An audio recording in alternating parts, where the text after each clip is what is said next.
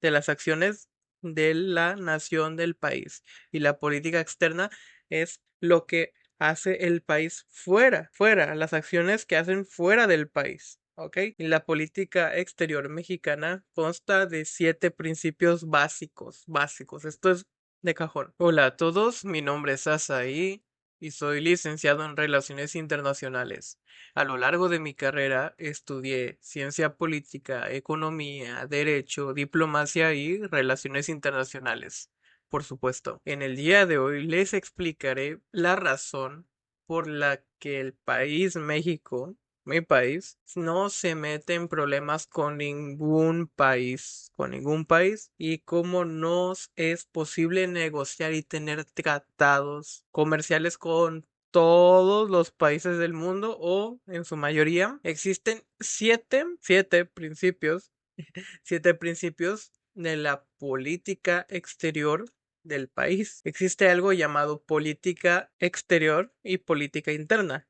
La política interna es el manejo de la nación dentro de las acciones de la nación del país. Y la política externa es lo que hace el país fuera, las acciones que hacen fuera del país. ¿Ok? Y la política exterior mexicana consta de 7 principios básicos. Esto es de cajón. El primero, uno, que es la solución pacífica de pleitos, controversias, asuntos que pueden llegar a escalar gravemente. 2, no intervenir. 3, cooperación internacional para el desarrollo mundial, global. ¿Ok? México coopera, da parte del dinero que genera la federación, que genera todos los estados del país, para aportar a la arena internacional, a la comunidad internacional. 4, uso de la fuerza en caso de que se requiera, en caso de que un más se osare o se mancillar nuestra tierra. Ahí sí que entre el ejército para partirle su mandarina en gajos. Pero eso es la última instancia, el uso de la fuerza, ¿ok? Primero se opta por una solución pacífica. Si no quieren, pues ahí tiene que entrar la Sedena, el ejército del país. 5, la lucha por la paz y la seguridad internacional. Que no se estén optando por intervenciones militares con otras clases de objetivos. México no hace eso, ni México ni cualquier otro país de América Latina hace eso, es parte de nuestra cultura. No vamos a andar metiéndonos con otros países. Digo, tampoco es que México y los países de América Latina tengan el ejército o la capacidad militar para hacerlo, pero aún teniéndola sería innecesario. 6, la autodeterminación de los pueblos. Si se quieren alzar como lo que está pasando ahora en Venezuela, pues que se alcen, ¿ok? Que el pueblo determine su gobierno. Eso es la autodeterminación de los pueblos. 7, igualdad jurídica de los países o las naciones.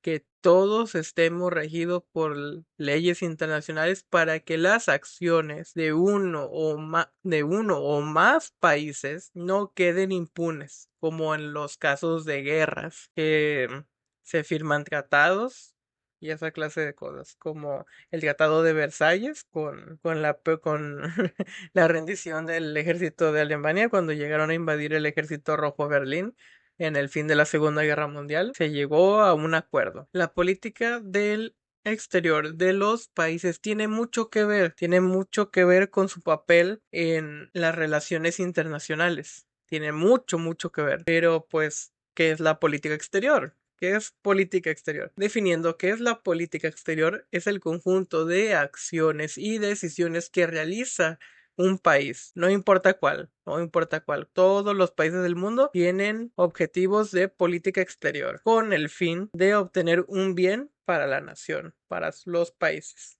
buscando el bienestar y el interés nacional, los intereses de la nación, del pueblo y del mismo gobierno. La política interna, de manera más sencilla, son las acciones y decisiones que se toman dentro del país o la nación, y la política exterior, como le hizo su palabra, cómo actuaremos por fuera del país, por fuera de la nación. Tenemos el Consejo de la Unión, que son las dos cámaras, la Cámara de Diputados y la Cámara de Senadores. La Cámara de Diputados es la Cámara Baja, en donde se deciden todas las acciones que se van a hacer dentro del país de manera local. De manera local, ¿ok? Es política interna, los diputados. Los senadores, en cambio, se encargan, junto con las secretarías, de llevar a cabo la política exterior. Esa es la diferencia de la Cámara Alta, Cámara de Senadores, Cámara Baja, Cámara de Diputados. Así, cuando ustedes les pregunten qué hace cada quien, ustedes pueden apantallarlos con esta información. Existen doctrinas. Esas doctrinas son enseñanzas que se aplican de adoctrinamiento, como lo es la educación o establecer algo y que ese algo se siga, como fue la doctrina Juárez, de Benito Juárez, presidente de México en 1867, destacó su doctrina como uno de los principios de política exterior en nuestro país, por el principio de la no intervención en asuntos externos. Obviamente de otros países, el respeto a la libertad de los pueblos de otras naciones en querer fundarse y esas clases de cosas, el derecho de las naciones a poder actuar de manera libre sin que yo te esté vigilando. Luego, Venustiano Carranza impulsó su doctrina retomando ideas del presidente Benito Juárez, pidiendo el respeto a la soberanía de las naciones, que implica el no meterse en asuntos internos como lo serían las elecciones de un país. En esa clase son asuntos de política interna, porque afectan directamente al Estado de manera interna, respetando también las instituciones, como lo son las secretarías, como lo son las embajadas, como lo son también otra clase de cosas. Debo admitir que no todos los presidentes, y ustedes saben muy bien, que no todos los presidentes de este siglo han seguido al pie de la letra estas doctrinas, pero razones tendrían para no hacerlas, porque existen diferentes formas para poder evitar los protocolos. Tiene que haber algo, no lo sé, llegando a la doctrina Estrada. Llegando a la doctrina Estrada, la más importante de todas las doctrinas de la política exterior, Genaro Estrada, secretario de Relaciones Exteriores en 1930, mencionó que ningún gobierno requiere del reconocimiento de otras naciones, otros países, para asumir su existencia. Un reconocimiento de que, existes. Sí, bueno. Yo reconozco que tú existes y por eso existes. Su soberanía, ¿ok? Asumir su existencia, su soberanía, porque la soberanía es el poder que tienes sobre el terreno, sobre el espacio que tú tienes y la población y el mismo gobierno que se encarga de regir a los demás. Esto de no requerir del reconocimiento de otras naciones, de decir, bueno, que ellos existan, no pasa nada, supone un completo rechazo a cualquier forma de intervención del país contra los asuntos de otras naciones. Para que me entiendan, para que un país, un estado, nación, soberano, estado, hablando de país, sea un país establecido, necesita de muchas cosas. Necesita un banco central, necesita un idioma oficial, necesita un tipo de gobierno, necesitas población, necesitas territorio, necesitas recursos. Y la más importante de hoy en día, gracias a la geopolítica, gracias a la globalización de toda la política que existe hoy en día y de todo el mundo, se necesita reconocimiento internacional. Reconocimiento internacional.